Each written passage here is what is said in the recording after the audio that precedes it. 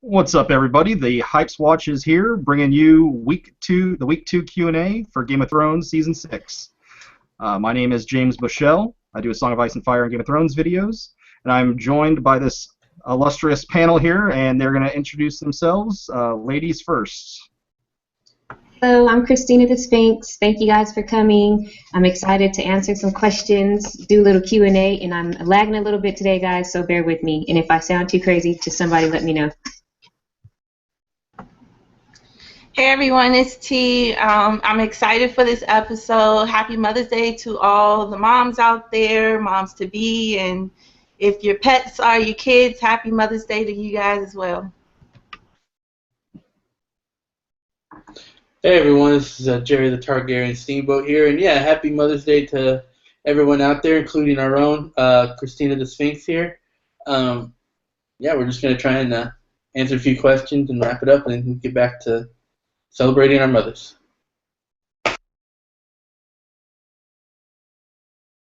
Take it away, LT. What's up, everybody? It's LT Giles here. Happy Mother's Day to all the ladies out there, and happy Mother's Day, Mom. Rest in peace. And let's answer some questions. Right on. So, yeah, go ahead, guys, if you have any questions, to put it in the chat box there. I got a few to start with, but hopefully we can get more as the show goes on. The first one we have is from Jake Cruz, and the question is, what would be a fitting death for Ramsay?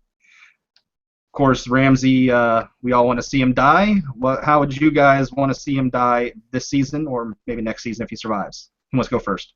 Number one way, beaten to death by John's. Eaten to death by John's fist. Eaten by stone. All right. Who wants to go next? I'll go.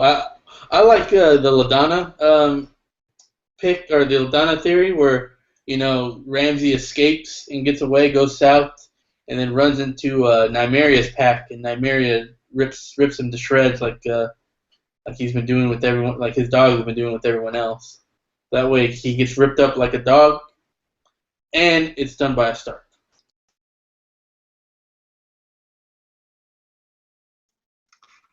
I guess I'll go. Yeah, go ahead. So I've thought about this a lot. Some of my favorite chapters in the books are the Reek, Theon Goes to Winterfell chapters. Well, anyways, I like the fact of him going south or escaping at the end, and then say Theon catches up with them and somehow knocks him out, and he wakes up on the X, and he's like, Reek, what are you doing? Let me out! And then Theon goes medieval on his ass and fillets him. That would be a beautiful end for him. Theon is Marcellus Wallace. T? Okay, so is it how we want it to play out or how we think it's going to play out? Well, the question was just what would be a fitting end, a death for Ramsay. So I think it could be whatever you would want. Okay, so TV-wise, I want it to be Sansa and Theon combo. I want it to be some twisted thing where Sansa does something weird that Ramsay starts to like her, and then they kind of catch him off guard, kind of like how they did Theon, and snip, snip. But then they feed his sausage to him, then they flay him, then they feed him to the old gods. T, oh my god. I don't know, because you gotta think. I held back, but you gotta think like he raped Sansa. TV show, right? He raped her. Then he fed his baby brothers to the dogs. He stabbed his father. Like, come on, we should not have no mercy for him, right? So a real thing, like I want dire wolves to just pick at him. I want them to sacrifice him to the old gods. I want half his body to the new gods. I want him to just suffer. I want him to be so strong that he lingers, and just like how he did that old lady, where he skinned her all the way almost to her neck. Like, we should have no sympathy. What about the drowned god? Does the drowned god get some of it? Yeah, you know what? No, because we fed it to him. We'll take some of his pinkies. You already ate We'll it. take some of his pinkies, and his toes, and just feed it to the drowned god. Because what is dead may never die. No, no. So That's got harder and stronger. basically, we need to get the Cobra Kai on him for no mercy. Yeah, like I get it. This is really harsh, and you might look at me a little differently now. But this is Ramsey. Like he raped Sansa. I think the moral of the story is don't piss off T. No, I'm just kidding. A fitting end. Well, obviously, a fitting end for me would have been, Stannis winning and his ass being burnt to a crisp, but that didn't happen. So now, I think the Nymeria thing is cool. I think that'd be really cool. If that's gonna happen on the show, I don't know, just because it's been a while since we've seen Nymeria, but I think it's very cool, though. That'd be cool for me. But I do think that the whole, I don't know. I think they could go if they want to show. They want to keep Jon Snow in a heroic light, obviously. But if they want to portray that there at least was some changes to him, they could still keep him looking heroic by killing Ramsay, like Sphinx said. I did a video on that where I kind of predicted that Jon Snow would execute Ramsay Bolton, but via fists to the face, as opposed to cutting his head off, a la Ned would, just to show that he's changed. But they want to keep him heroic, and I don't think there's anything unheroic about killing Ramsay Bolton in a vicious way. I mean, I could think of some really fucked up things to do to him. I mean, isn't there a gay Umber out there that you can put him in a cell with and make his life miserable for a while? But I mean, ripping up I'd rather just rip him to wolves and be done with it. I like Tony's prediction where this is probably just books, but he says that in the Battle of Ice that Ramsay's probably gonna fall into the water and Reek's gonna be right there, or Theon, and he's gonna be falling. Reek, help me! And Theon's gonna be like, nope. I like that.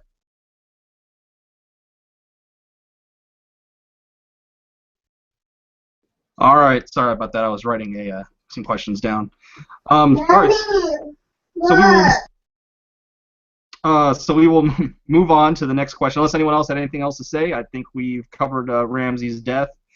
The next question is from David Adams, and the question is: after seeing Balon's death in Episode 2, are we going back to the Iron Islands, and will there be a Kingsmoot in Episode 3? Who wants to go first with that one?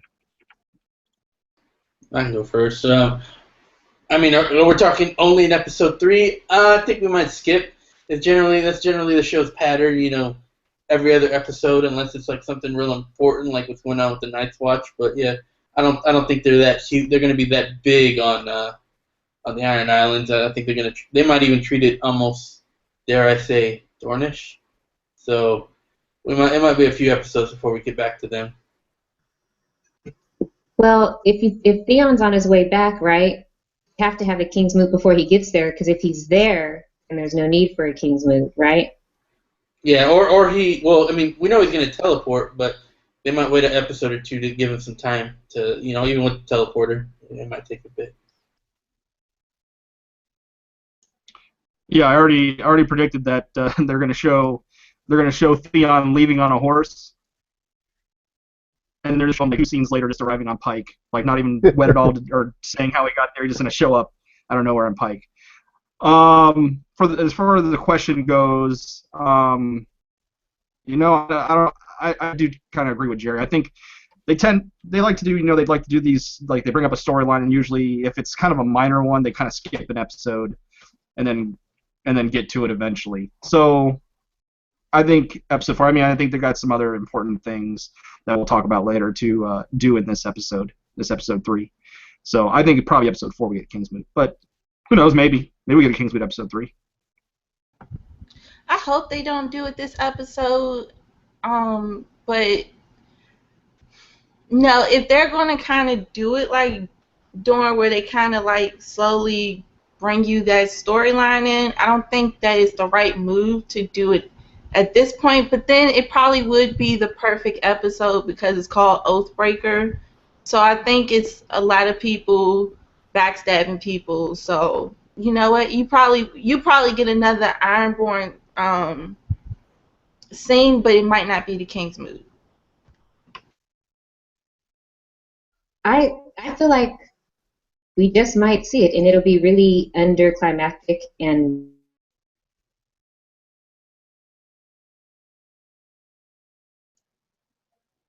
Uh-oh. is the thing that they're going back to. I go robotic. No, no echo. You just cut out for a minute. Yeah, we hear what you said. Okay. Yeah, I can see they're doing it in this episode. I don't want them to, but I could see it. Yeah, I think it's possible we could get the arrival of Jan and then his baptism this episode, but not the King's Moot. You know, he shows up on the ship and then like Yara's like is probably sees his cells and notices like, what is he doing here? You know, and then yeah, they baptize him and then that's it. It would probably be like a 5-minute scene, because you know how they like to do. They like to do 5 minutes here, 10 minutes here, and then like we'll probably get 15 minutes, maybe 12 for Tower of Joy. And then they're gonna go 5 minutes everywhere else. So probably definitely not the King Moot, but who knows? Anyone else? Or did we cover it? Anyone else have anything to say on this matter? T, did you have anything to say?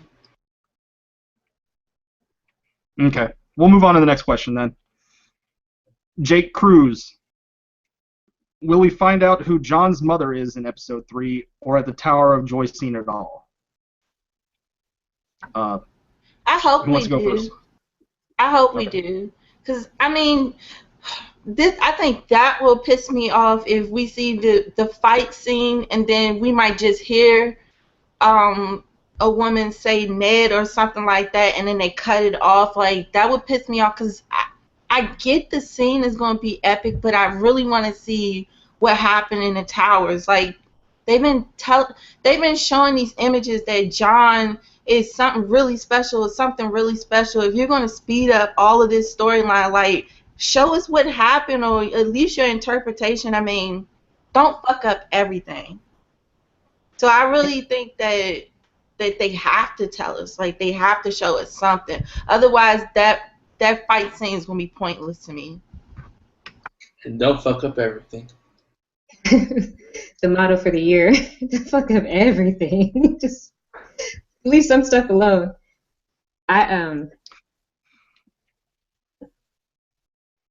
Go ahead, Sphinx.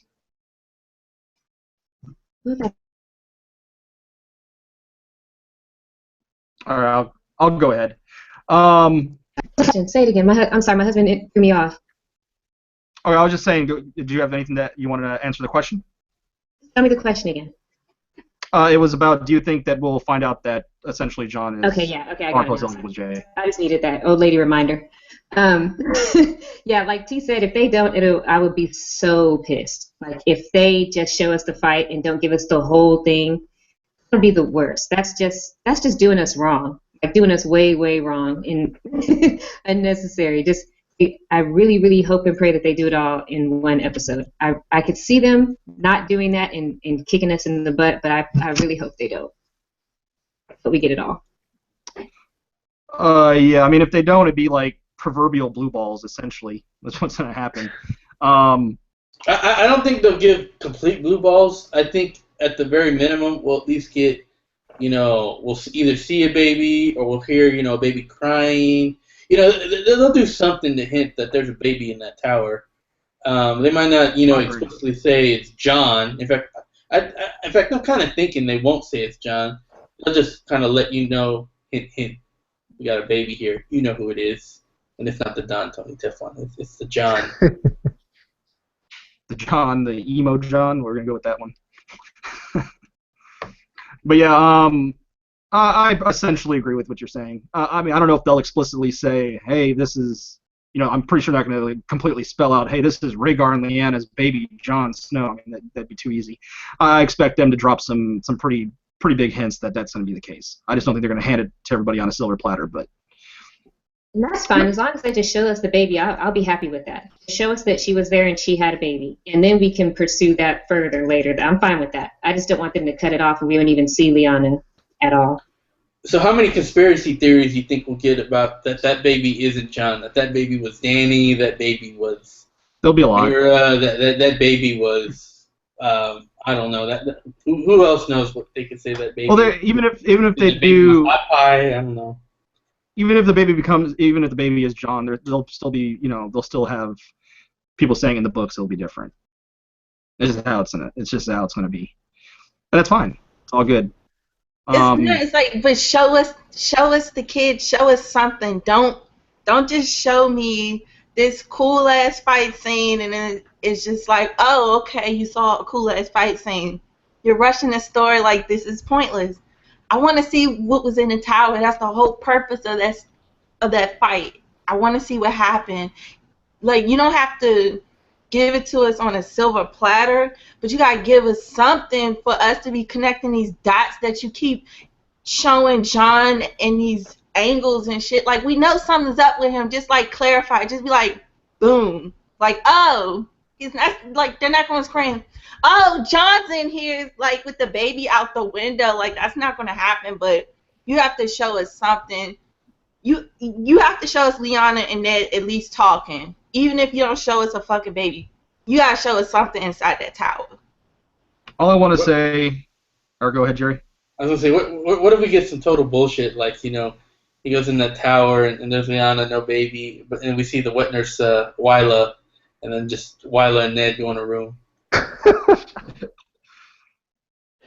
I liked out when I was saying what I was gonna say, but anyways, I think we're possibly gonna get, after the battle, Ned going up in the tower, and possibly because there's not gonna be a John, because she died, or she's not gonna say John, obviously, because Ned probably named him John because she died in childbirth. But anyways, I could see like her saying, protect my boy Ned or something, and then maybe promise me or something. But I don't think they're gonna give it all to us. But what I think would be great is if they somehow, when they're walking up, Ned says something to Howland Reed, and it says Howland Reed, and they're the only two survivors, and then maybe we get some epic thing in episode 8 or 9 where Howland Reed comes to John and he tells him everything. I would love that. All I have to say is, go ahead, Jerry. I was gonna say, the more I think about it, the more I think that these guys don't even know about theories. Like, there might have been Danny, there might have been anyone. Like, I think they'll just won't even name the baby. They'll just show the baby and they'll be like, yeah, that's enough. That they know. And like when they hear theories like Danny, they'll be like, what? Huh? What? How'd you even think of that? When we read the books, that's how multiple times we know who the POV characters are. That's how we know. All I have to say is Azor hot pie. That's all that needs to be said. All right, moving on to the next question is from David Adams. He asks, at the beginning of episode 2, we see Bloodraven pull Bran from a vision. Does he do that to keep information from Bran or keep his power in check? I'll take this one because I had kind of a theory on this. I have to maybe reread the book to see if it's possible, but I wasn't exactly sure how Bloodraven got stuck in the tree, because in the books, the tree's roots is they converge together. Yeah, it's coming through his eye. It's like a part of his body now. I was thought maybe that's why he went into a dream and he stayed there so long and lost track of time that the tree became part of him while he was doing that, and that's why he's pulling Bran out. He doesn't want the same. He doesn't want the same thing to happen to Bran. It's just a thought of mine. So I don't know what anyone else thinks about that. It seems very plausible, and you remember the quote. Was a nod to possibly Patchface, but what he essentially said was, like, if you're in there too long, you'll eventually drown. I mean, I think it's kind of like. Do you remember the books? Do you remember the Animorphs books from way back in the day, where if they could like take control of animals, and if they stayed in too long, though, they lost their humanity and they became the animal. So that's not much different from skin. Yeah, but that's not. I don't remember that. But that's not much different from what we learned from Varamir and Skin Changers, or Jojen and Skin. Yeah, from Skin Changers. Pretty much. Yeah. So who wants to go on this one? What was the question again? I'm sorry.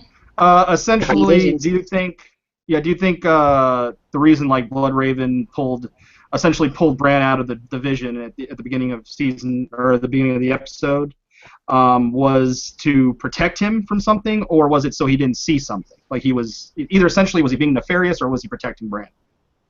I think it was. I don't think it. I think it might be a combo, but I think if Bran stayed in that vision long enough, he might have interacted with them. That's just how it's saying. And then you have to think about the previews when you see that the Night King actually touches Bran. I think that we might see Bran actually, because like in the books, it seems like Bran can actually speak to people, like do things that Bloodraven said he couldn't. So in the show, it kind of looked like he was like, wait, you're going way too fast before you know the whole situation, but also because that could fuck up all of the plans that's been going on if he touching people in dreams and shit. Bloodraven's just like Maud. Instead of he's like, no, go, no dream, no dream. LT, you got anything to add? Yeah, it's remember, Bran is 1 in 1,000. He's a bad motherfucker. Anyways, no, I think Bloodraven show has got Bran's best interest. I think Bloodraven show is a good guy. I actually think Bloodraven's gonna die in this show. I believe that he's got Bran's best interest, and I think the White Walkers are gonna storm the cave, and he's gonna sacrifice himself to save Bran. And I mean, look at Leaf. She's like, he's not gonna be here forever. I think they're foreshadowing that the White Walkers are gonna attack, and I think when the Night King grabs Bran, that's probably like a homing beacon or something, and that is how he knows where they're at. Yeah, that's a pretty big prediction that 125-year-old men might die.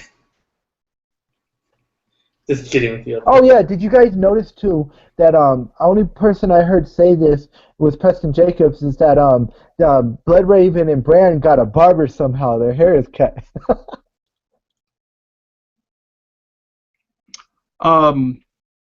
Sphinx, did you say anything? I did. I don't know if anybody heard me because of my lag.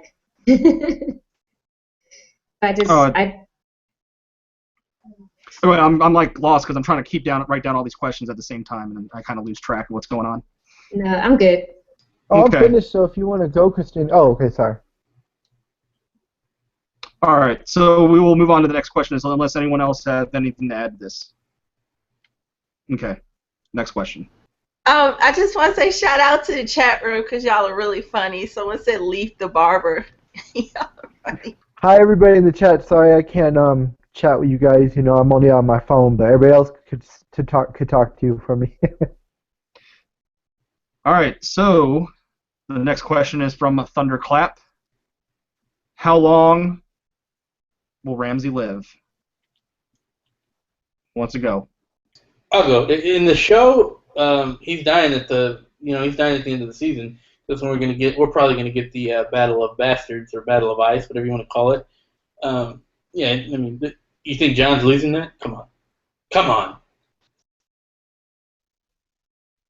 Yeah, I agree with you. I think episode 9 or 10, after the Knights of the Vale come and does their Baelish Ex Machina turn the tide, I think that will be the end of Ramsay Bolton.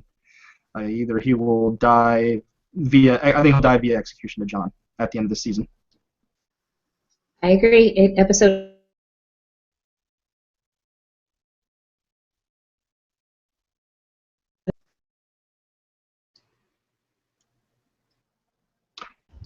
You gotta say it again. Well, we know that Christina got that. Got that lag. It seems like it's like always the fourth word. Like you get 3 words in and then it lag.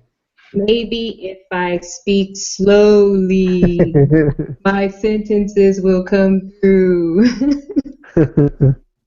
I was just agreeing. Episode 9 or 10. All right. Keith?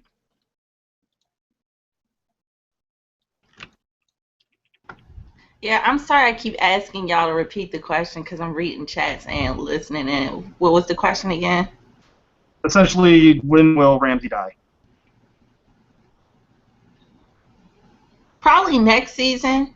I don't think he's going to win this big battle that's supposed to happen this season, but I think he might be wounded and runs off, but I don't see him dying there because they're kind of running out of bad guys and stuff, so I'm gonna have to say maybe next year, but somehow he makes it out this year. White Walkers are going to be the new bad guys, in my opinion. And you're on. But that's lazy writing. That's really lazy writing if they do that. But Some bad pussy writing. ew, but yeah, you're right. You're right. LT? Yeah, I think possibly 9 or 10. I just picture Ramsey talking a lot, and John's like, "Shut up!" Like the mountain, and they're fighting with their swords, and then like maybe Ramsey gets a few good licks in, and then John just fucking puts that finishing blow, like maybe through his heart or something, and then Ramsey's like, "Ah!" and it's over. But I mean, like I said, I wish he would be tortured because he deserves it. But yeah, probably episode 9 or 10. I don't think they'll do 8 again. Like Hard Home was great last year. It'll probably be episode 9 or 10. All right, we will move on from that question. We got like 3 Ramsey questions in a row coming up, so that'll be fun. A lot of Ramsey questions. David Adams asks, when Ramsey says Winterfell is mine, come and see it. Is that a pink letter confirmation? I'll go first on this one. I think that they're going to do kind of a variation on it, and yeah, I think we'll get that pretty soon. I think they're going to send a letter to John as he's, after he's resurrected. I know from the books they're doing like a weird, they're jumping around with it, but I think there's going to be a sort of variation of it to provoke John to go down south. I don't think that they even have any idea that someone else might have wrote the pink letter. Like it's not something. If you think about it, it's not something. If you read it, you're not going to ask. You're not going to go ask George R. R. Martin, hey, who wrote this letter? They probably just took it at face value and. We'll get Ramsey writing it, and it won't confirm anything in the books, in my opinion. I agree with that. Hi, guys. Hello. Hey, Sphinx. What's up? How do I sound here? You sound better for the Guess time what? being. The Fire Stick was back on. Yeah, see, someone was streaming. I knew it. Someone on that Netflix. Yep. Someone watching Daredevil, probably, or something. Exactly. You know what's on. All right. Well, do you want to answer the question, Sphinx? Now that you're Sure, on what was mic. it? Essentially, do you believe that there will be the pink letter in the show? Yeah. Somebody had a question about it. Was that David Adams' question? Yeah, but I deleted it, so I don't remember exactly what I said word for word. But essentially, it was asking When he says Ramsey Winterfell says, is mine. Or yeah, is that I agree. And will it confirm things in the book? I guess is what he was also implying. Well, yeah, I don't think that. But I don't know about that part. But as far as it says when Ramsey says Winterfell is mine and come see, is that pink letter confirmation? Yes, I believe that that's the pink letter, and I think that that's what's to drive John to go down south with full force and a whole lot of more quickly to go. He might, I don't know if he's going to linger around the wall or whatever, but once he gets word of that, he's going to be like out, and I think that was it. He says Winterfell is mine. Winterfell wasn't his until he killed Roose. And so now it's his, and now he's going to flaunt it. Got that Winterfell, you better flaunt it. right on. LT? Winterfell is mine, bastard. Come and see. I killed your false king in 7 days of battle. I have your little brother Rickon, so bring me back my wife, or I will not cut your bastard's heart out and eat it. It's more like 20 minutes of battle on this thing. But what about the answer to the question? That was a great rendition, by the way. So what about the question? No, yeah, I believe it's a pink letter. I believe that that the gift's probably gonna be Rickon, which I hate, and he's gonna use that as a bargaining chip and try and get Sansa back.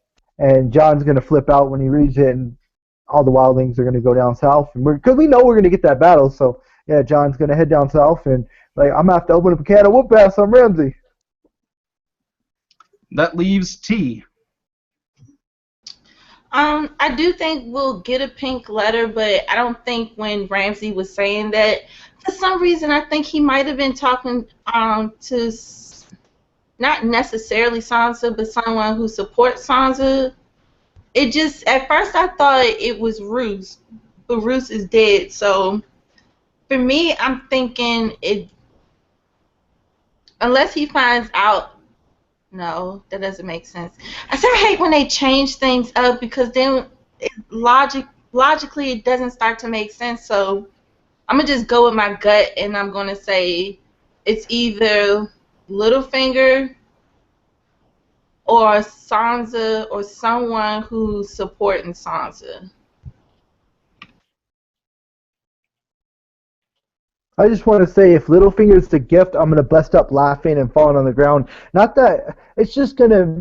It's the like door number 3, and I wouldn't expect it. So if Littlefinger's the gift, I'll probably be on the ground rolling. Yeah, I don't think Littlefinger's the gift. Yeah, I don't either. But I'm just saying it's gonna be comical, and I'm gonna laugh because to see Littlefinger like maybe something around his mother. That just be so funny, man.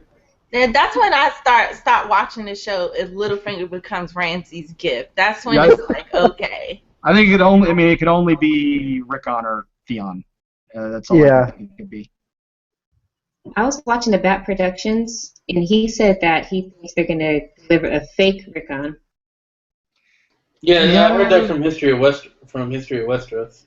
I mean, maybe. I just wish we would have heard some like casting news about it, but maybe they kept it a secret or something. It makes sense because I don't think Ramsay knows who Rickon is. I don't think he knows what he looks like, so it makes sense. Mm-hmm. The only problem with that is like who is gonna volunteer to be a fake Rickon, or who's gonna volunteer someone to be a fake Rickon? Yeah, you're getting killed. Yeah, and it wouldn't be like like a criminal because it'd be like a 12-year-old kid. It just wouldn't be right for whoever to have like a kid sacrifice as a fake Rickon. Same way you get a fake Arya. You just tell this person, hey, you're going to go do this thing. The difference was that fake Arya knew that they were going to get married to Roose and that they were going to keep her alive.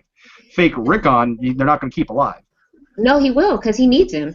For what? For what? He has better claim than if he has better claim than Sansa, so he's a threat. Okay. He's not going to marry Rickon, so. Yeah, I think. I mean, he's a threat to Rickon, so they would just kill him. I would think. I mean, he's a threat to Ramsay. Oh, sorry.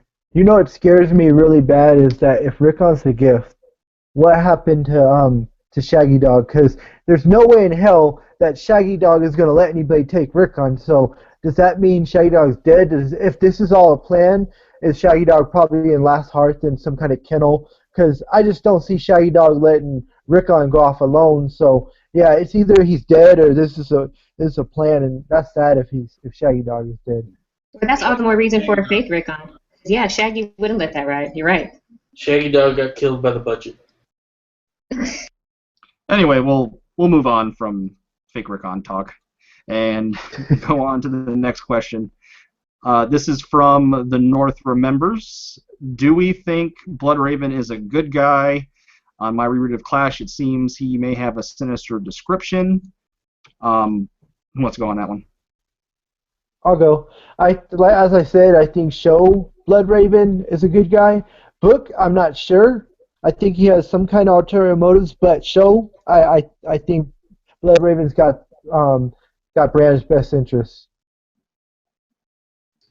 I stated on the breakdown a couple days ago that I've always saw Bloodraven as a guy who's for the realm. He wants what's best for the realm, and he doesn't care what he has to do to get it. He's very much by any means necessary. The ends justify the means. So that's why he'll do anything shady. He doesn't care about his reputation. He only cares about protecting the realm. Where dangerous stuff can happen from that. Evil things can happen from someone thinking they're doing right and going too far with good intentions. But I think he does have the intentions of the realm. At least he thinks he does. Yeah, I mean, I essentially agree with that. I mean, we've seen from Duncan Egg that he's always been a pragmatic individual, willing to do what is necessary to protect the realm. Now, could he have changed? Possibly. Like, to me, it wouldn't shock me either way if he's good or bad. Like, I wouldn't be shocked. I was just kind of like let the chips fall where they may, because I just can't really see if he is good or bad, but it won't surprise me either way. yeah, he's kind of utilitarian. You know, like Mel in her mind, she thinks that burning people is, you know, the best means of getting things done right. So if the end justifies the means, I think he's kind of the same way.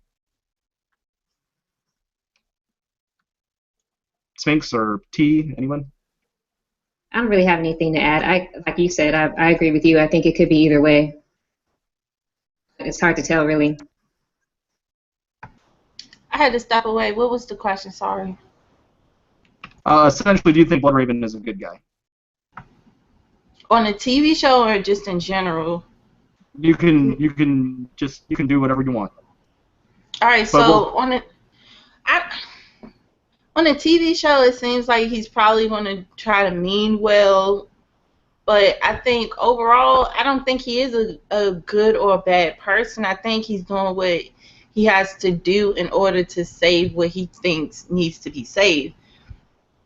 But it becomes more of a who can you really trust, because the books are written by the Maesters and they did, so it's like you can't really trust everything you read about him. And then when you meet him, it doesn't seem like he's this vicious man who just wants to use all his blood magic. And he might not have used, well, he probably did use like dark magic and things like that, but everything he did for the good for House Targaryen. Yet when he did these things to protect them, then people started going against him for that. So I don't know. It's hard to say if he was a good guy or a bad guy, because he might be a good guy perceived as bad because of what you've read about him. But then again, not everyone's perfect, so I don't know. I think he's definitely that gray area. But also, like within the books, he's got like this history of hating another house that became the Blackfires. So it goes from generation to generation to generation about that whole issue with him and Bittersteel. So I don't know. It's hard to say just because the Maesters wrote about him. But what you see, you don't see a bad man, if that makes sense. He's the Charles Oakley, Dennis Rodman type who do dirty work. James, could I ask the panel a quick question? It's real quick. Okay. Will we see if that is Aaron Dampere? Will we hear him say that Euron is the maddest of them all? That's all I want to know. I mean, who knows? That's just gonna have to be something that we see, because the main reason is, I mean, we don't even know if that is Aaron Dampere. It's implied, but we don't even know if he even has a relationship with Euron, because they haven't said that he is their uncle. You know, he's like Yara didn't say uncle or something like that. You know, so we haven't even no clue if he's affiliated with Euron in any way. It seems like if that was the Dampere, they would have said it, right? Like, why would you have him there and not say? It's too easy just to put the word "knuckle" in there. That was definitely a complaint of mine. Yes, that was a complaint of mine. Euron's gonna be like, remember that creaking door, buddy? Remember the creaking door? We'll definitely probably hear it at the King's Moot. If that is Aaron Dampere, we'll probably hear it at the King's Moot.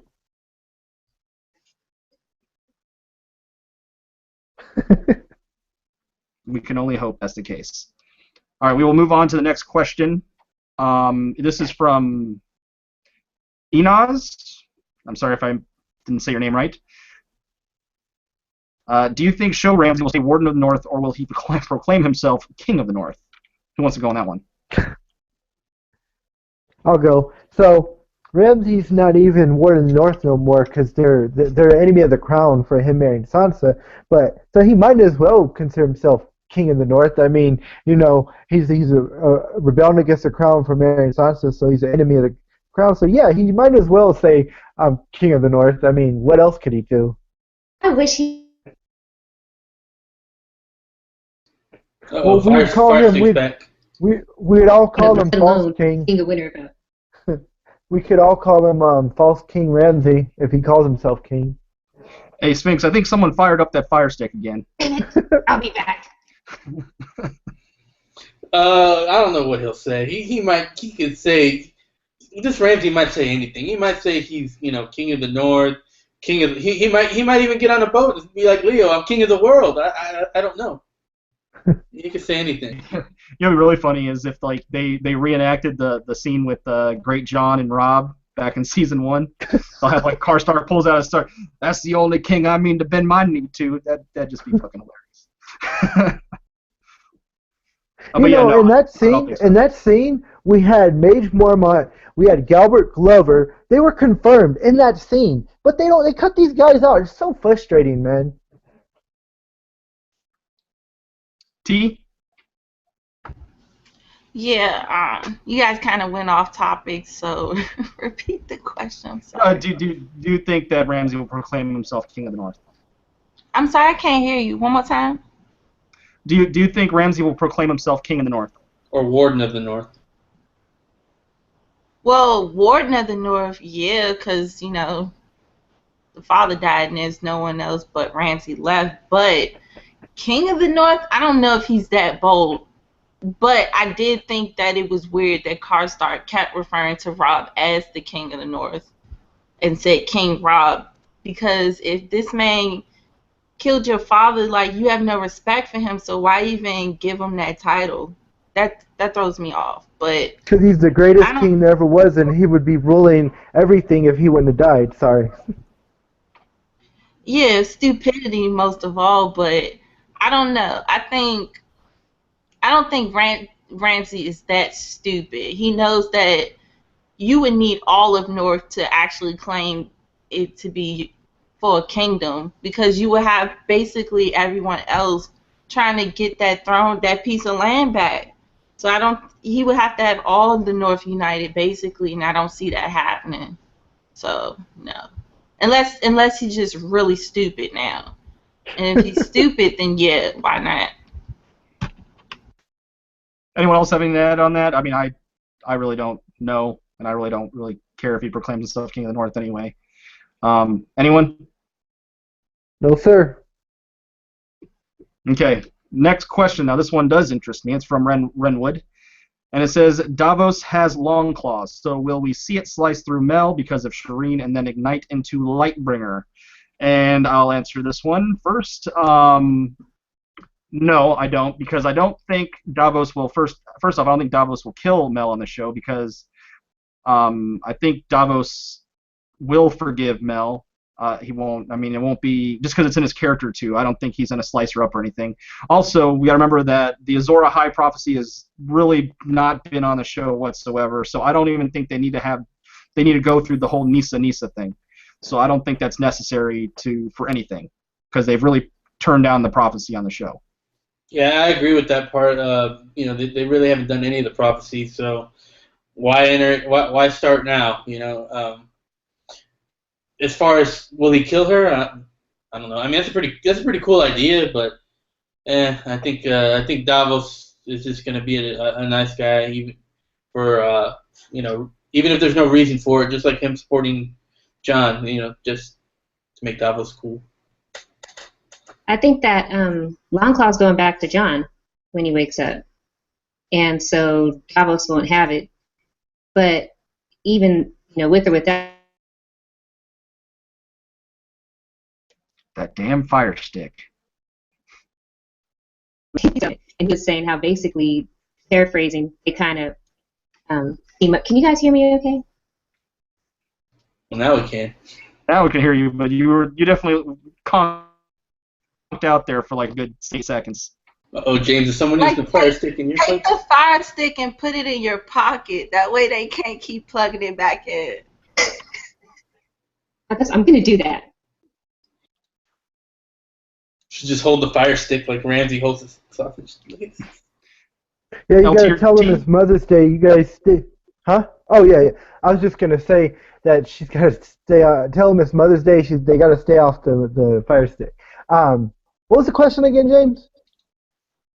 Essentially, do you think Davos will kill Mel because he has Longclaw, and will it turn into Lightbringer? I agree with Christina that he's probably gonna give Longclaw back to Jon, and I didn't think that, you know, I think that Mel does deserve to die for what she did to Shireen. It traumatized me, and I'll never get over it. But Yes, she deserves that, and I hope she burns in hell. and I didn't think that Davos would ever find out, but somebody said that in the trailer when Davos is looking over the pyre that's where Shireen burned. So, and then somebody mentioned, I can't remember, they said that it's possible that he finds the stag in the fire. So I could totally see Davos killing her, and I think it would be fitting if Davos choked her to death. But do you find that in Davos' character though? Because I don't. I think he could be. I think he could be enraged because he loves Shireen. I could see him being enraged, but then my spoiler who haven't seen Walking Dead, but when Tyrese found out that Carol killed his girlfriend and he forgived her, we could get that. He could forgive her, but I don't think so. I think Davos would get enraged and kill her. I just don't find it in his character. I mean, he's never been enraged whatsoever on the show ever. He's never had like an emotion ever that of anger. I just don't find it in his character. That's all I'm saying. Yeah, when he tried to kill her, like to save. It wasn't because he wanted to, he was angry at Mel. He thought he was saving Stannis and Gendry and all them from Mel. So, no, I don't think he'll kill her out of vengeance. What if Melisandre explains to him that death paid for Jon's life? Well, it didn't though. But maybe it did. I don't know. Let's see how it plays out. T? I'm so sorry, but what was the question? I'm sorry, Jerry threw me off, and it was funny, and I didn't recover from that. Essentially, do you think Davos will kill Mel when he finds out that she burned Shireen?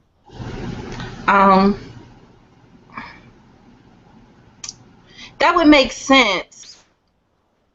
So I'm going to say no. It's not going to happen. I don't know if she'll tell him or if he's on his way and then he finds and he sees it and put two pieces together. I don't know. But I don't see him killing her, though. That makes sense. So, no. Alrighty. We will go to the next question. This is from the North Remembers. And the question is, do you think Asha/Yara will lose the King's Moot as she did in the books, then head to Marine to bring her support to Dany taking the place of Victarion's storyline? And we'll go with T this time. So you don't forget the question. You gotta be listening. Another question. I'm so sorry, y'all. It's cool. It's cool. You know what? I could see that happening, but no, I think Euron might send her off over there to get Dany on his side, but I don't see her just saying F it and just going over there and getting Dany. Like, she doesn't really have anything to back her up. And then you got to remember about the fleets. They were all destroyed, so she's going to need, like, something. She's going to need way more than what she had. So I see Euron sending her over there. Yeah, I mean, I think with the burning of the fleet and the trailers we've seen with her with a Volantene slave, I think it's pretty apparent that she's going to Marine. And I think it's probably going to be similar to like Victarion. I mean, Victarion didn't go on his own volition too. He was told by Euron, and he had a ulterior motive that he was going to essentially betray Euron in the process. And I wonder maybe Yara will have the same kind of thing going on. Since we saw her making out with that lady, I wonder if she's going to take on his whole thing, and that's going to be like the rescue woman or something.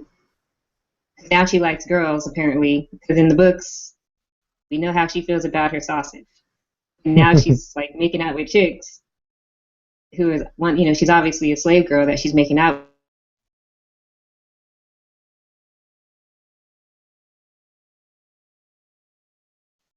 with. Uh-oh.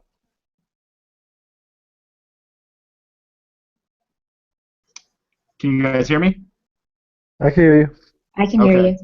Okay, I guess that was more Fire Stick action, huh? No, I have it right here. Oh. Dang, I don't know what's going on then. Is it another one? Might have gotten a second one. Maybe they're streaming on the other laptop. There's one. I have the other laptop right here.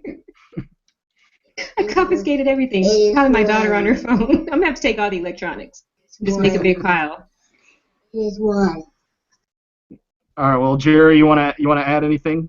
What do you think about the whole Yara situation? Wait, what was the question? Never mind. Okay. Yeah, I think Yara's going to be going to Marine. I think she's going to, fill Victoria's role. Um, I think, yeah, the trailers pretty much confirmed that, in my opinion. I'd be shocked if it didn't happen like that.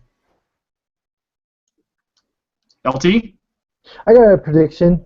So, Victorian plans to marry Danny. So, obviously, I don't think Danny swings that way. So, I think Yara, I can see it now. I can just see Oh, it she now. swings that way.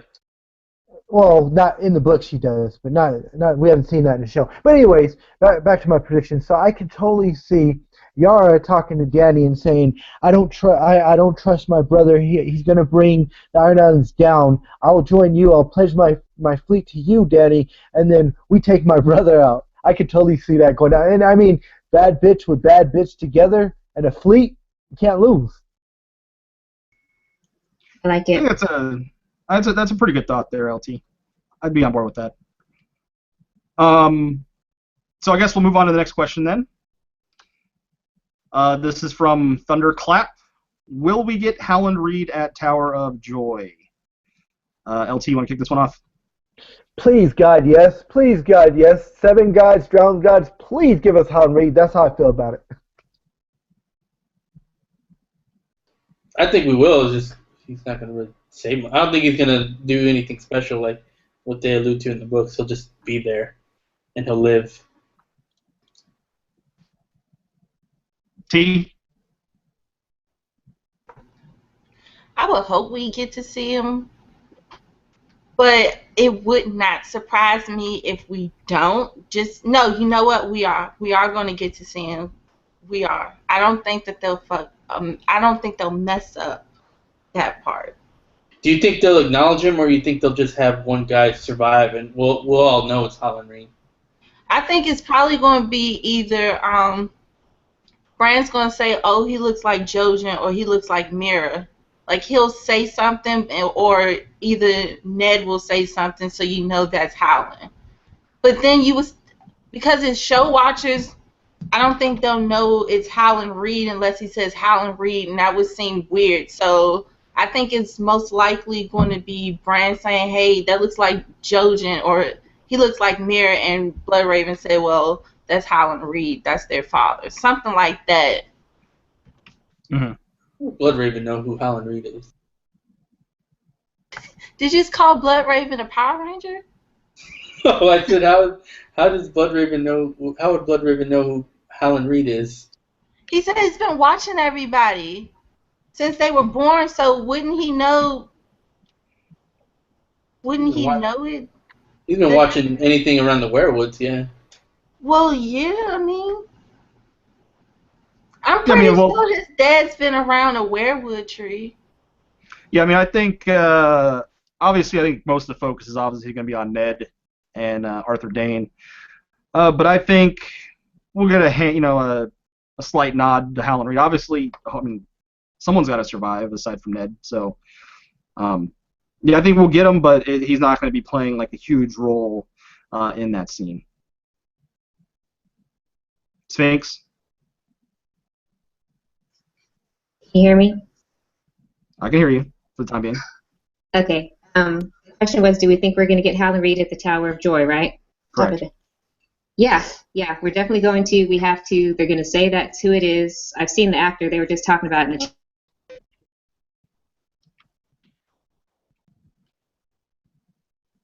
it's going to be completely obvious that's Howland Reed. I almost thought it was Jojen at first saw, but yeah, my answer is yes. Yes, a million times yes. Right on. All right, we will move on to the next question from... Before we move on, James, could I ask, are we going to see Gerald Hightower and Oswald Went? That's asking a lot from them, man. I don't know. We saw at least two. We saw at least another one with Arthur Dane, so we know at least we'll get one. We know at least we'll get two. But will we get the name? Will we get the name? Well, that's another question. Yeah, I mean, I think there's going to be some dudes there. We just won't know for sure that it's them, and we got to infer that's the case. Yeah, think about it. You think that they're gonna walk up to each other and they're all gonna say their names like like Alan Reed, Oswald Wint, the bull, Yeah. the white bull, Arthur Dane.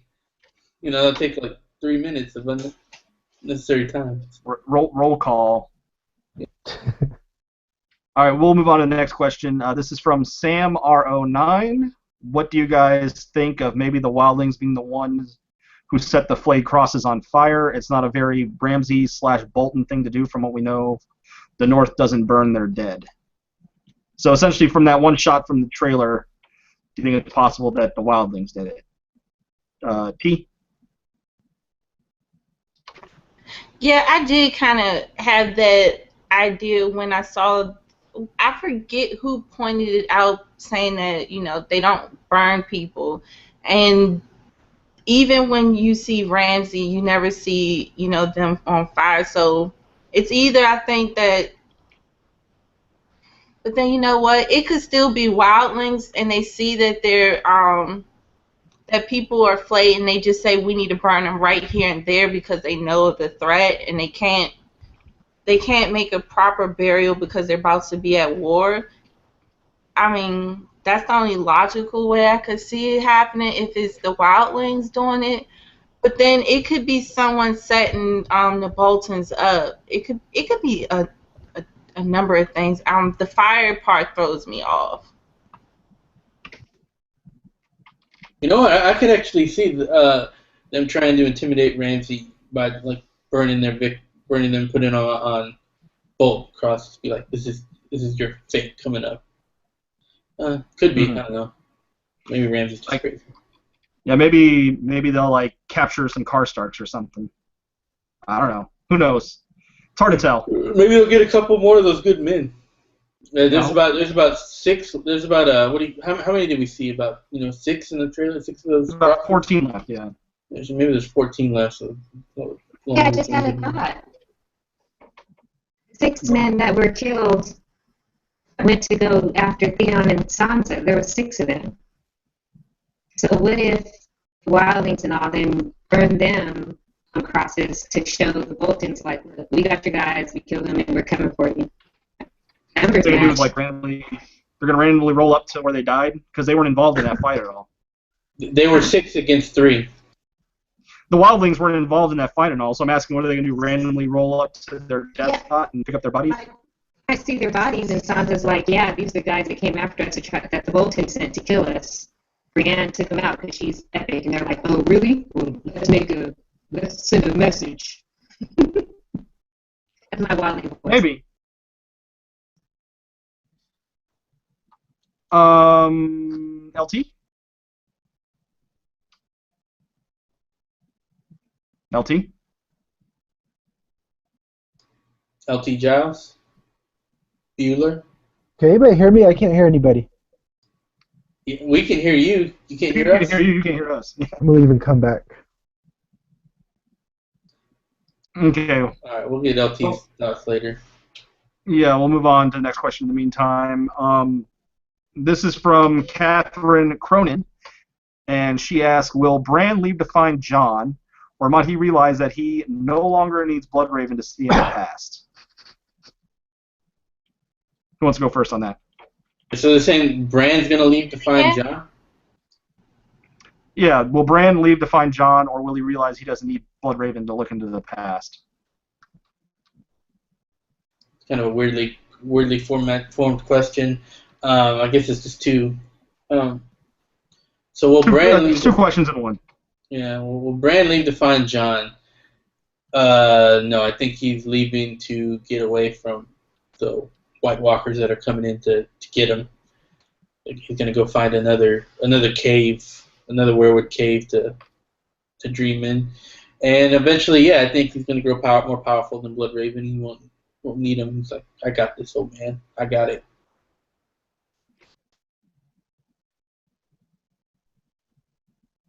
LT, can you hear us now? Take it away, T, for now. I'm sorry, I got distracted by the Eskimo kisses. It was so cute.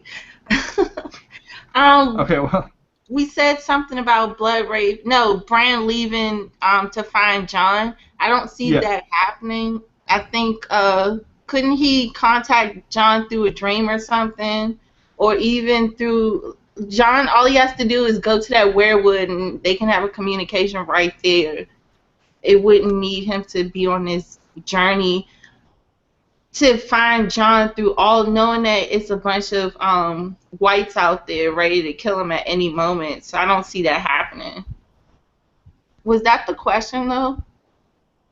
Initially what they were asking? That was Yeah. the first part of it, yeah. Is the second part right? The second part is, do you think that he'll realize he doesn't need Bloodraven to look into the past? No. I think he definitely still needs Blood Raven. I think he doesn't even know a lot of the things he can actually do. So he still needs more training, I think. But then again, they only show him slipping through the trees. Like, I think as time progresses, we'll see if his powers are really to the point where he doesn't need them. But for right now, yeah, he definitely still needs them. Too early to tell. LT, can you hear us now? Yeah, can you guys hear me? Yes, we can hear you. Okay, the question was, does Bran need Bloodraven to use his powers? Okay, well, the first part of the question is, will Bran leave the tree to find John? And the second part of the question is, do you think he'll realize he doesn't need Bran to look into the past? I mean, he doesn't need Bloodraven to look in the past. Well, he's doing his training right now, so as of now, he probably still needs them. I could totally see them spinning the way that, because Bran and Bloodraven are going to be at the Tower of Joy watching, because we already seen Bloodraven. And it's funny, in the clip, he looks horrified, and it's probably, I guess, because people are dying. But anyways, they're going to be watching, so they'll probably be in the tower seeing, if that's John's parentage. So they could spin it that way, and John could leave the cave and find John and tell him his parentage. That could be possible. Oh, and for last question, I believe those crosses are scare tactics by Ramsey. I don't think the wildlings did it, but yeah, that's it. I'm good. Sphinx? Nothing? Okay. We'll move on to the next question then. And it is from Monaro Unlimited. What episode do you think they'll show the flashback that explains why Hodor only says Hodor? And I'll answer this question. I believe, because I read the official descriptions for the next two episodes, and it said in like episode 5, it was something like Bran sees something or something. So I think it's going to happen in episode 5. Bran's have a vision that shows why Hodor only says Hodor. Anyone else? Yeah, probably. Think. Oh, go ahead. Sorry. Hey, LT, I'm still thinking. Oh, okay, it's okay. I was just saying, it's funny because last time we asked a question and James read the synopsis, and maybe that's right, but maybe around those times, as long as it's not. I guess there was a leak. Tony said where King Robert, because there's a flashback supposedly where Robert and Ned are sword fighting or something like that, and it said that in the leaks it says that Robert hits Hodor over the head, and that's why he can't talk. As long as it's not that, I don't really care. Well, I think there's going to be some sort of physical trauma that happens that causes him to be like that. But I mean, those descriptions weren't leaks or anything. Those were just like official HBO descriptions for those episodes. Oh, okay. Yeah, it was like episode 5. It was Bran sees something or something. Oh, no, I wasn't talking about that. You were talking about the synopsis. I was talking about, Tony was talking about there are leaks for the episode of plot lines, and one of them was that Robert hits him over the head with the wooden sword, and that's why he couldn't talk anymore. Yeah. So I think episode 5. Anyone else?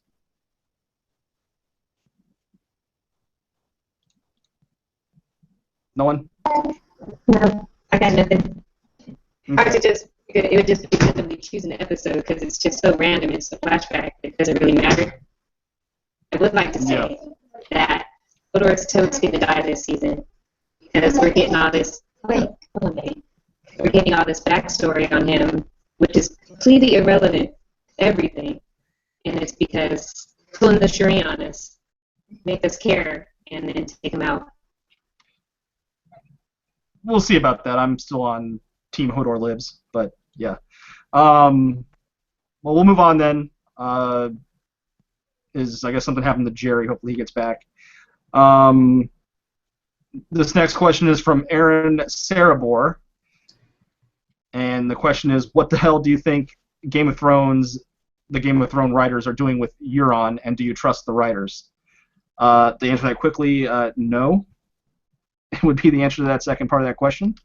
And I don't know what they're doing with Euron yet because we haven't seen enough of them yet. So maybe they'll do Justin justice. I'm not sure. Yeah, I agree 100% with James there.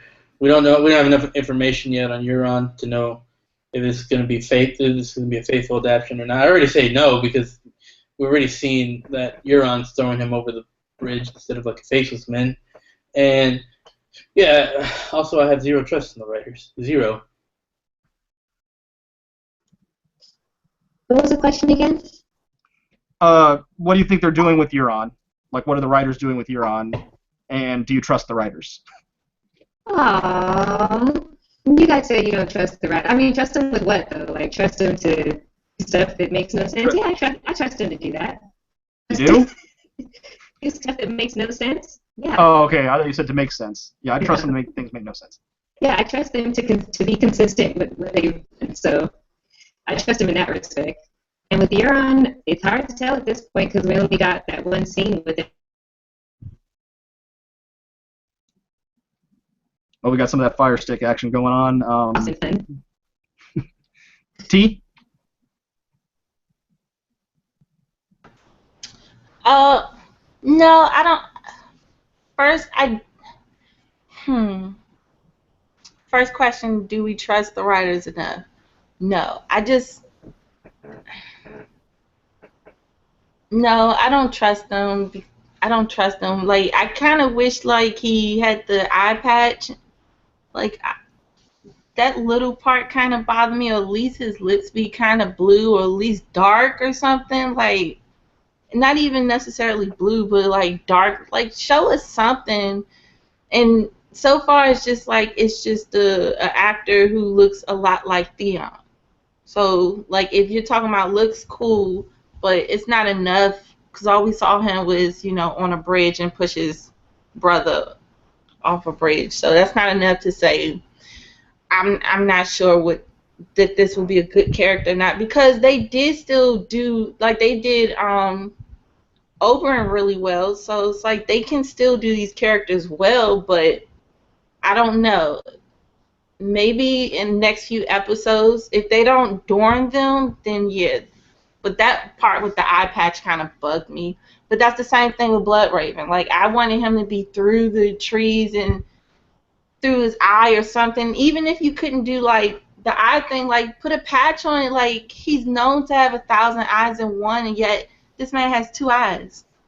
Like, little stuff like that bothers me because it's like it's part of their character. Yeah, the 1,000 eyes in 2. You know that the $2 for the eye patch didn't fit the budget. It was just too expensive. Didn't work out. You gotta pocket that cheddar. And I wish they gave him, like, a little bit longer hair. I don't know, just maybe they do. Like, this dude doesn't, like, say, oh, he's dangerous. It's like he doesn't scream that to me.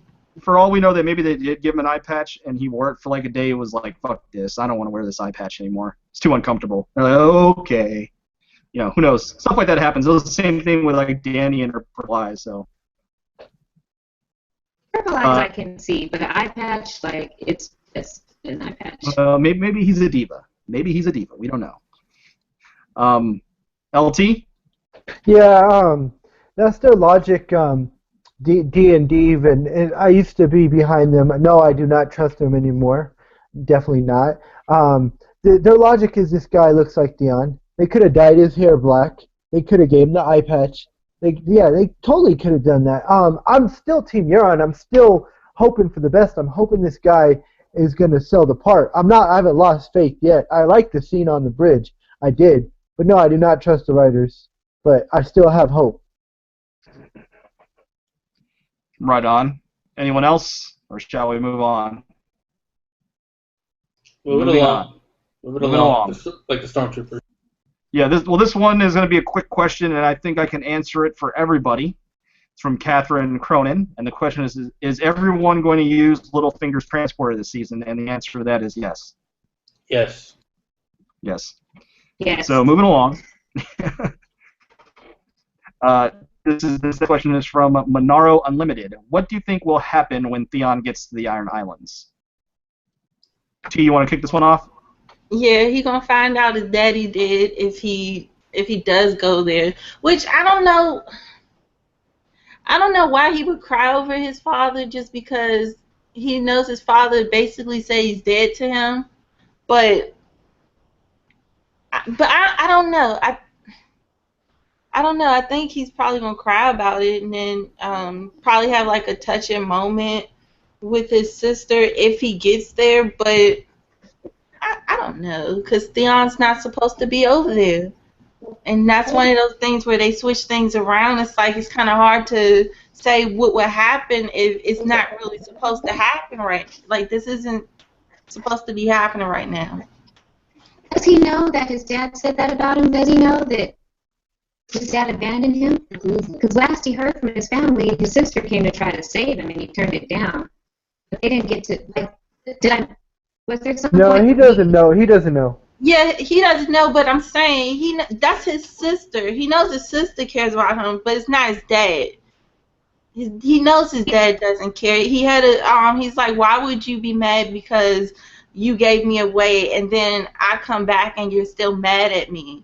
He knows that, and then you see it on the show, like, so yeah, if his father really wanted to get his son back, he had the forces to do it. He just didn't.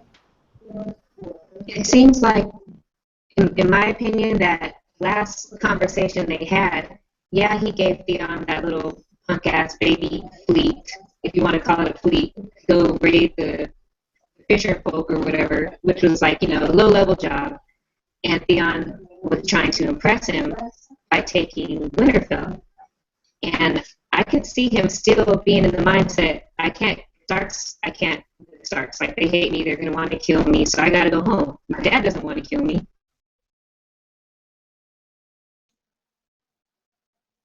We lost Sphinx. Oh, am I gone? You're back No, now. you're back. I'm sorry. I got the fire stick right here. But I could see him trying to. I just could see him still trying to go home, not knowing that A, his father's dead, and B, if his dad even was alive, he considers Theon a daughter now anyway, so it's completely pointless. And he may think his dad sent Yara. Thank you, Candace. My sister just said that is true. He may think that Yara was sent by his dad. Yeah, but it still wouldn't have felt like the Starks weren't even close, and they were in war, so he could have sent more than just one fleet if he really wanted his son. But you have to also remember, at this time, he already knows Theon doesn't have a penis, so it's like he knows he can't keep the line going, so in his head, he's been dead for a while. And then when she comes back, she says, well, Theon's dead because she couldn't save him. So I don't know. I don't see why he would cry. But then, D&D might come up with why he would cry. I just don't get why he would. Jerry? Well, as far as Balon goes, I don't think this point's going to come up. It's pretty established that Balon doesn't care. I think he's going to run into Yara. Yara's going to give him an update, and then he's going to. I think his whole purpose of going back is to like amend things right make things right with the Ironborn. Like it's like an unfinished, piece of him. Like he needs to take care of it. So in some form, he needs to get some kind of closure there, and. So I think he'll participate in King's Moot after that, but I think he's just gonna when he first gets there, it's just gonna be meet Yara. If he's there, they'll still have a King's Moot? Like, if he's there, he'll still be a King's Moot to participate in? I think he'll get there in time. Well, I think he'll get there in time with the teleporter. LT? Yeah, I do not think he's going to get there in time for the King's Moot. I think Theon's looking at somebody and looks like he's crying, and I think that's going to be Yara. And I think that might be probably late, and I think he'll get to the Iron Islands probably by episode 9 or 10. And Yara's going to have to make the case, that this is the heir and they're going to, I don't know what they're going to do, but I'm hoping he gets a good welcome, man, because he got there and nobody cared that he was there. So I'm hoping he gets a big welcoming, and I'm hoping for the best for Theon because he's been through a lot, man, and he's redeeming himself. No, I think he's gonna get made fun of for having no penis. He's gonna be like looked down upon. When he goes to the King's Moon. No, he doesn't have a penis. Nobody knows that except. I'm sure. You think Yara's gonna? You think she ain't gonna tell nobody? She's gonna keep that. Hey, we don't know what Balon has been saying this whole time. Like, why would he tell everybody his? They might be asking him. Look, they might be asking him. It might have come up. Why aren't we going to get your heir, Theon? He's like, he ain't even really my heir anymore. He lost his sausage. So it probably came up at some point because you got to think why they're not trying to get Theon back would have come up at some point. Theon's a ward of the Starks. You can't just take him away. Well, he wasn't the ward of the Starks at that point when Ramsay had him. Well, yeah. That's what I'm talking about from there on. I think it would have come up in some meeting. Like someone would have asked it, and he would have had to explain. Yes, Your Honor, this man has no penis. Yeah, I really don't have anything to add. I think it's pretty much been said. So we are going to move on, and this is out of order because we just kind of got this question, but it's a question we can answer real quick. And it's from Thunderclap, and it's how old will Gilly's child be when we see it? Well, it's been like a baby for 3 seasons now, so it might as well just stay being a baby at this point. The baby is still 6 months old. I'm just gonna feed it to somebody's dog. I mean, yeah, it should be walking and talking by now, but it's still just a baby. It should be in preschool by now. I think it's the same baby that got eaten by the dogs. It probably is the same actor. Well, no, it can't be the same actor because that was 3 years ago. You're right. But same age baby, they just passed the actor. Like, okay, we're done with our scene in Winterfell, so now you can take him legally. Go down. They just cast a new baby each year for baby purposes. Yeah, so I don't think we really need to expound upon that anymore. It's probably going to stay the same age. So we'll move on to the next question from Monaro Unlimited. Do you think we will get more insight as to how Bloodraven got into the Weirwood net in The Winds of Winter? Okay, well we're trying to keep this to show only, so we will, unless you guys really want to answer the question, or shall we skip this one? Let's skip that one. Okay. But just to answer that question, yeah, I think that they'll probably go into further details in the next one. I wanted to answer it too and say yeah, I think they will. Okay. Yeah, we'll go with that answer. Yeah, that's fine. Quick and to the point. Okay, so the next one is from Shankerpad913, and he asks, "What do you think Benjen has been doing in the Lands of Always Winter?" Well, we don't know for sure that he's been in the Lands of Always Winter. But yeah, what do you guys do? You have any answer to that? Because I don't think he's been in the Land of Always Winter, because I think it'd be hard to survive there for 5 years. Been fighting with fire. That's what he's been doing. You guys know my opinion. The Night King's got him in an ice zone. He's going to use him for a bargaining chip on Jon. Man, everyone's just like the gimp with you, LT. In a cell, or someone's getting medieval on them. Well, like I said, he's been missing for 4 books, and nobody knows where he is, and he's in the cell. I mean, where else could he be?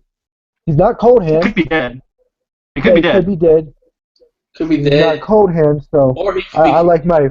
I think he's been doing some guerrilla tactics, is what I think he's been doing. Some fire guerrilla tactics. Been hiding on forest. What do you think, T?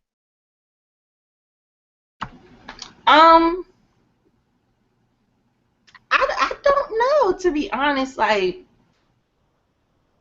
I don't know. For all we know, he's possibly dead, because they seem to be wanting to get rid of a lot of characters this season. So either now's not the time to bring him back, or he's just gone and it's just like shit happens. I don't know. He's the man on that horse. I'm curious to, huh? I said he's the man on that horse that saves Mira. He might be. I still think that's why I can't stand D&D sometimes. Like, it could be. it could be binging with fireballs and stuff, but it could be cold hands, which would be really cool. But I don't know. If Well, see, it's it could binging, most been likely he's gonna die this season because everyone dies this season. All your hopes and dreams dies this season. Benjen could be like George's 20-year MacGuffin. Like they just dead. That's it. Never see him again. Yeah, it's just like this whole season is two deaths per episode. Like I wonder when they're gonna slow it down and we just get an episode where just stuff happens and we don't get any type of kinslaying. And but I don't trust what they're doing so far, so that's what's making me pause to think that that could be binging. I think it could be, He'll but probably die saving Mira or some stupid shit like that. Just dumb. anyone else? No? Okay. Thunderclap asks, Cersei's trial by combat tonight? No, I think that's going to be later in the season. Agreed.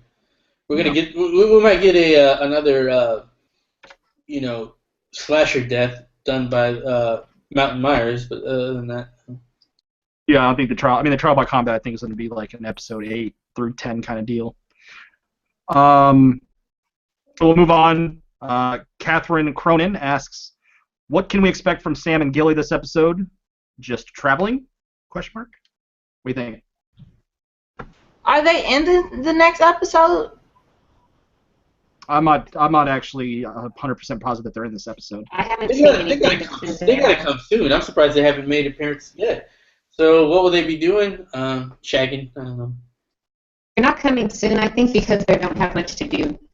It's going to be the meetup with the Tarleys, and then we get that, and then Sam makes it to Citadel, and we get that, and then Yeah. that's it. I think. I don't know. So anyone else have anything to add, or shall we move on? We're just gonna get filler from Sam this season, basically. All right, well, we'll move on. This is from. Gilly. Okay, well, we can quickly segue to this question then from ShankerPad913 is when will we see Baelish and Sam? I actually think. Like, I think them that seen together? not together. No, not together. I'm just saying. I think the question is when do you think we'll see each character? Okay. And yeah, like I'm not sure. Baelish. Maybe he might not even show up until like the end of the season. Like I said with the Knights of the Vale, I don't know if they're gonna show him before then. But yeah, I mean, I think we're gonna see Sam coming up soon. And I don't know if it's this episode or next episode, but I mean, they gotta at least acknowledge his existence, like even if it's for like 2 minutes in this next couple episodes.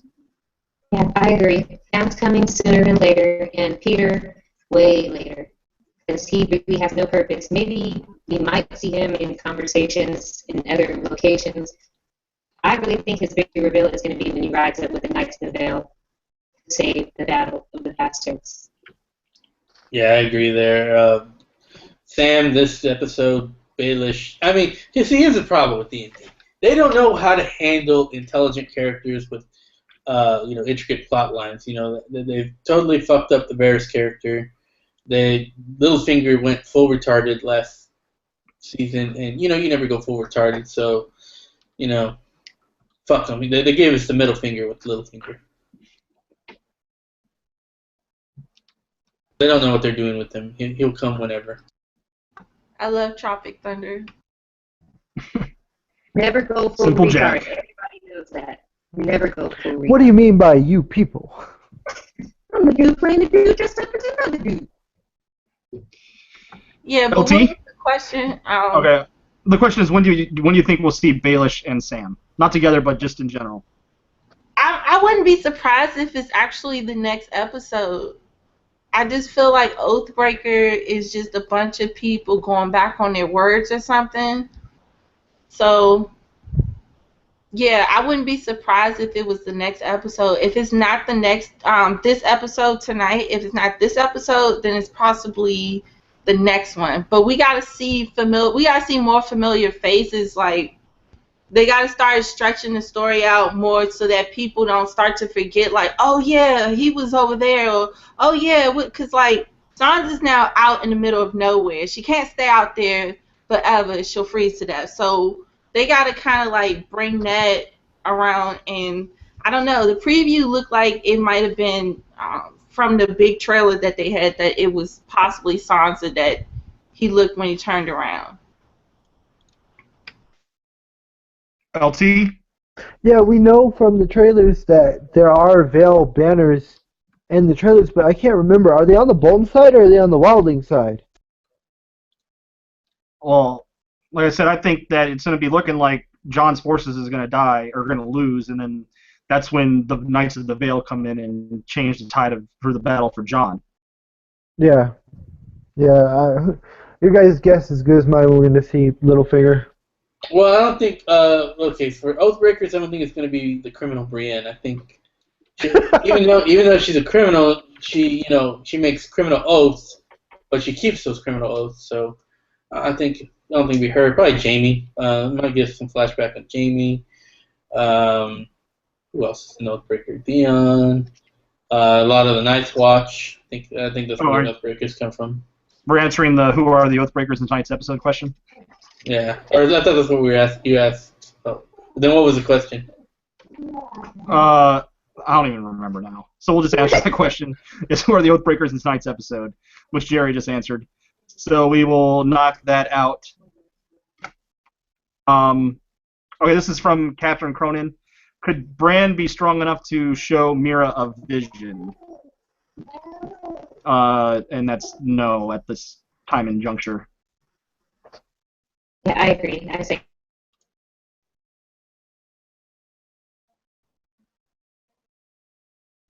Oh. Issues. LT? I agree. Jerry? Yeah, I agree too. What is everyone agreeing on? You don't know, T. Will Bloodraven be able to give will Bran be able to give Mira visions? Will Bran be able to give what? Mira visions. vision. I said no because it's not strong enough yet. Will Bran be able to give Euron visions? Mira. No, Mira. Mira. Oh, why? No. Like half the time I don't like what D&D does, but I'm not gonna say they're that bad. Like, nah. They never gave any type of clues or any. It would defeat the purpose.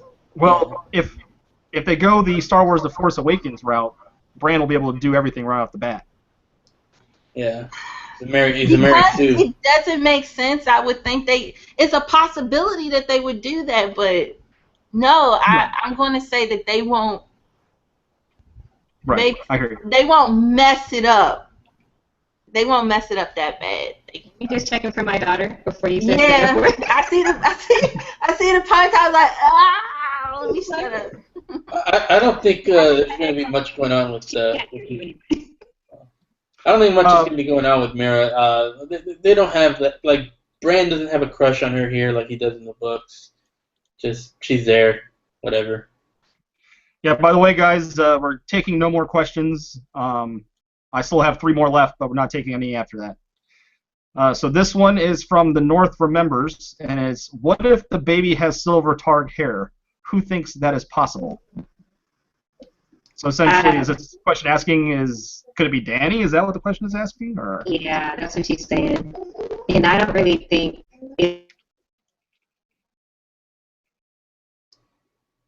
We lost Sphinx. things are more like that. Some babies in certain cultures aren't. It's not abnormal to have a bald newborn. So even if it had silvery blondie hair, if to me like baby comes out and you're like, it's a target. Blondie hair, maybe. I don't think they'll do that on the show. I don't know. I mean, she doesn't even really have silver hair. She has like white, kind of wiggish hair, and I don't know. I don't see them putting a wig on a baby, so yeah, no. Probably just be a bald baby. Yeah, I mean, generally when babies are born, they don't have hair, so I'm gonna say no on that. Not necessarily. You know what? Some I mean, babies do. usually, I mean, it's not like a full. He's not gonna have like a full head of hair that's white. Is what I'm saying. Yeah, that's what I was saying. Like, even if the baby has some hair, it won't be like a full head of silver hair. Yeah, I mean, that's what I was saying. And if it was silver, it would look bald anyway. So 0.0. Well, Dean LT Warmer lets here. his LT lets let his point be known. T. I'm sorry. What was the question? Do you I think the hate baby that they're gonna side show? stick. Do you think the baby they're gonna show the Tower of Joy could it be possibly to have like silver tarred hair? Didn't the baby just come out of her? Like, how's it gonna have all his hair? Yeah, I mean that's kind of what I said. I mean, I just had a niece born, and she had some hair. Like hair, like right in here. She had like a little bit of hair right here. Yeah, but I mean, Not like, a lot, but yeah. it was hair. I guess Noticeable hair. No, no. I'm gonna just say no on that one. All right, 2 questions left. This is from Monaro Unlimited. Do you think Tyrion rides a dragon this season or next season? And we're going to start with T on this one because she's the biggest fan of Tyrion, the Dragon Rider. Hater. And I was reading when you asked the question one more time for me. I apologize, first of all, that I keep asking you to. It's, do you think Tyrion rides a dragon this season or next season? I hope I do not sound insensitive. But how is he riding this dragon? Like, is he riding the neck part? And then, like, that's how he does it? Like, who's boosting him up? Oh my goodness. Who's boosting him up to actually ride the dragon? I just know. I think he knows a lot about dragons, and I like that. But I just, in my head, I can't physically see him riding a dragon unless those dragons are big as shit. If he rode the neck, that would make sense because I could see him holding on. But then wouldn't he be kind of choking the dragon? He's gonna have a saddle. Yeah, and I think D&D have really built up Tyrion in a different way than he is in the books, and I think they really want him to ride a dragon. Tyrion the Dragon Rider. It just seems like, especially the dragon that he was bonding with, it seemed like in the last episode where he touched him for like 20, 30 seconds. What do you guys think? I mean, is Tyrion Lannister gonna have to choke a dragon? Yo, that sounds so gross when you say it out loud, when you say choke the dragon, but y'all know what I meant. Choking the dragon.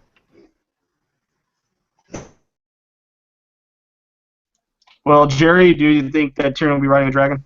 Oh yeah, he's gonna be riding Viserion. LT? Riding Viserion. I think it would be really cool, and I think the fans want to see it, but I don't think it's going to happen. I'm not saying I don't want it to happen, I just don't think it will. But I do want it to happen. I think it would be really cool.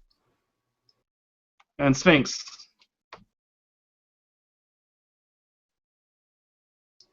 Sphinx out. But yeah, he's riding Viserion. He's gonna use the saddle. He's gonna have his own little ladder thing to get on top, to get onto. And remember, Tyrion doesn't need to use his legs. He's like monkey strong with his arms. He can just flip himself onto that dragon.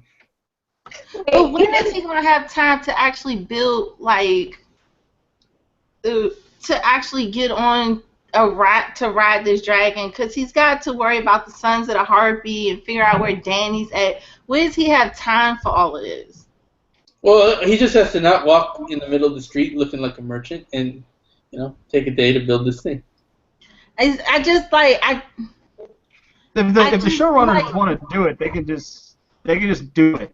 They can just like make them. Oh, I've had this saddle for forever. They can it's just insane. It's a little kid saddle. I mean, it's what they do. I mean, you know, it just they can if they want to make it happen, they can make it happen.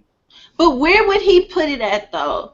Like, is he going to be riding it kind of like how Danny was? Like, would he be able to hop up on there? Because even she had a tough time jumping up on it.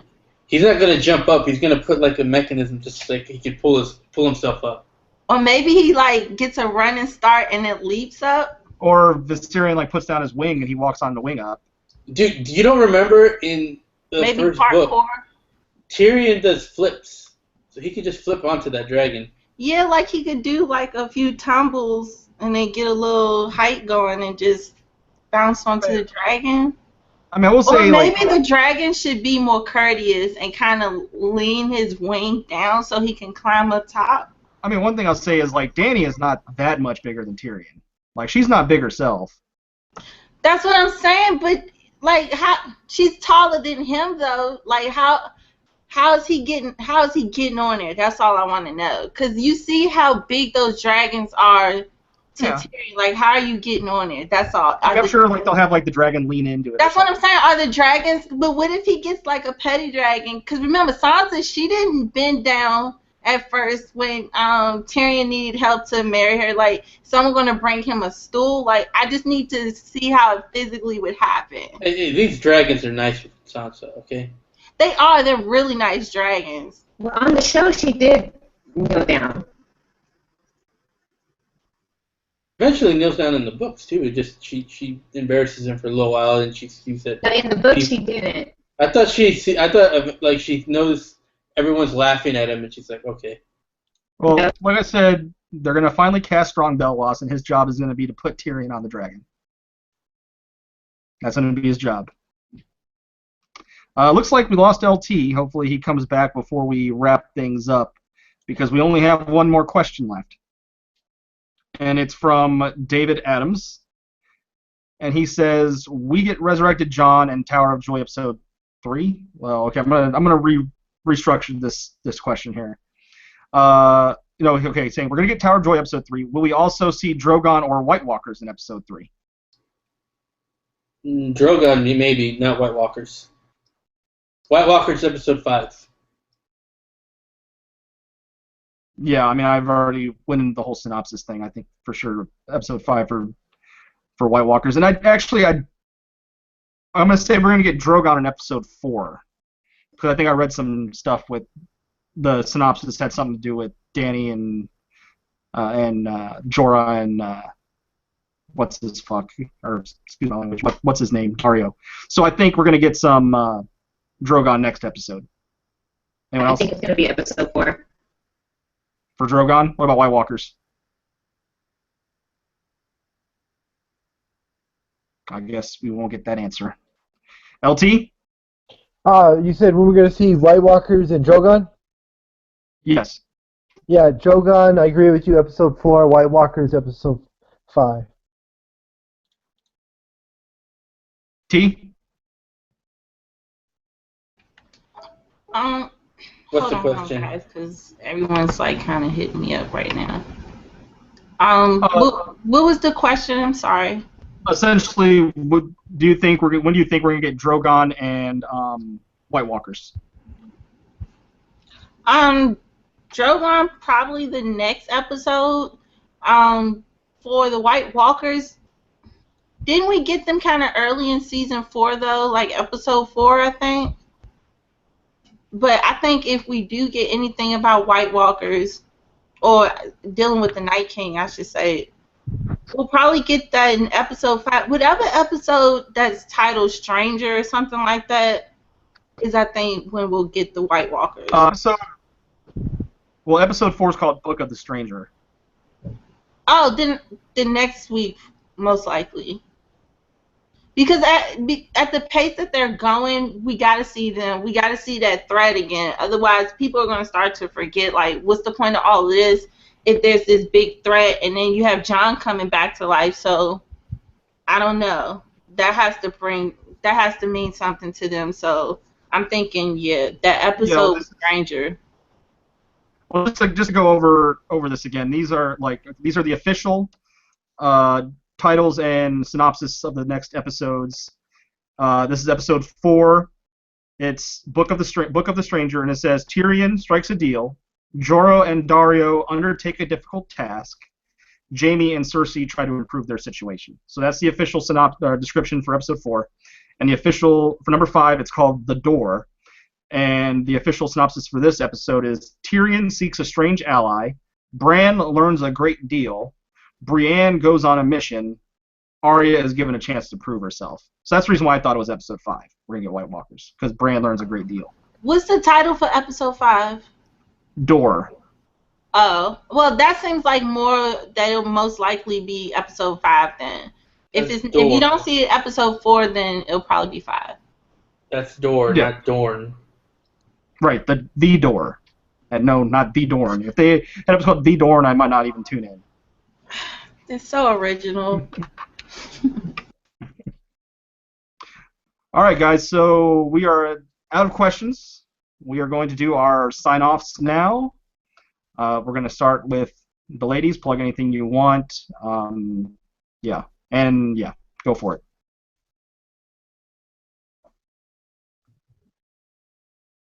Sphinx.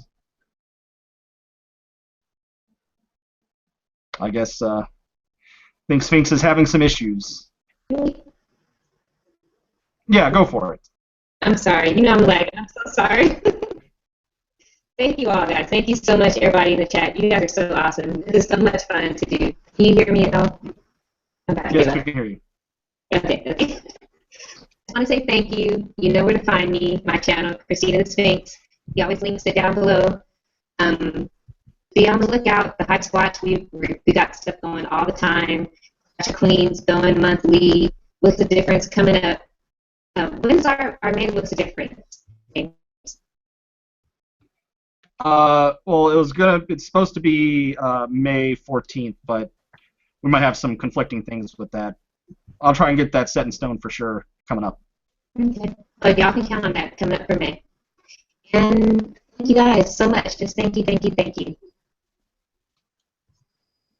All right, T?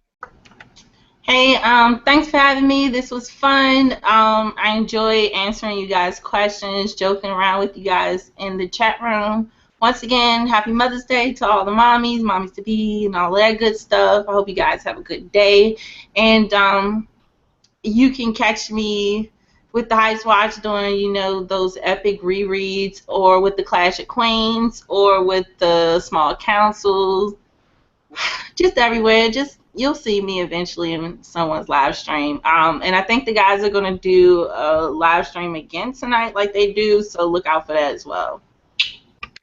Yeah, Steamboat. Yeah, be sure to tune in later tonight, and we'll see you there.